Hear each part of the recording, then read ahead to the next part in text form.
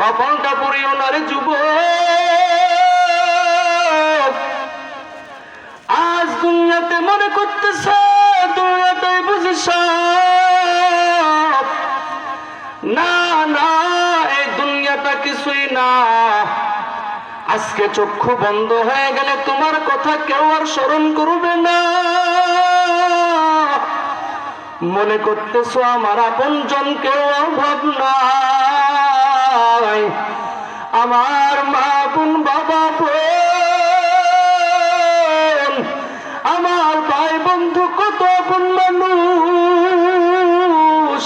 আজকে চক্ষুটা বন্ধ হয়ে গেলে দেখবা আশেপাশে কেউ নাই, সবাই তোমার থেকে পর হয়ে গেল। এর নবীর উম্মতের দল। এজন্য আমাদের একজন বুজুর্গ বলতেন চারটা জিনিসের আমল কর। এক নাম্বার আলেম হও। আলেম হইতে পারো নাই কোনো দুঃখ নাই, আলেমের ছাত্র হও। আলেমের ছাত্র হইতে পারো নাই তাও কোনো দুঃখ নাই। আলেম হইতে পারো নাই, আলেমের ছাত্র হইতে পারো নাই, আলেমের কথা মানিয়া চল। আলেম হইতে পারো নাই, আলেমের ছাত্র হইতে পারো নাই, কথা যদি না মানতে পারো দূরের থেকে আলেমকে মুহাব্বত করো।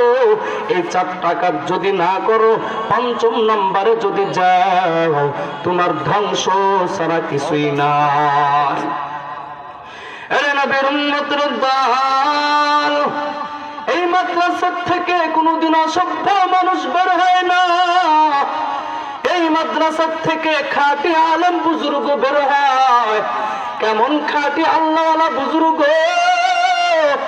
আপনারা সারা জীবন নাম শুনেছেন বড় বড় আকাবির, হুসাইন আহমদ মাদানী, আশরাফ আলী থানভী, ওই রশিদ আহমদ গঙ্গুহি, যাদের নাম নিলে মনে একটা আশক পয়দা হয়ে যায়। ওই মানুষগুলো তো স্কুল ভার্সিটির থেকে বের হয় নাই।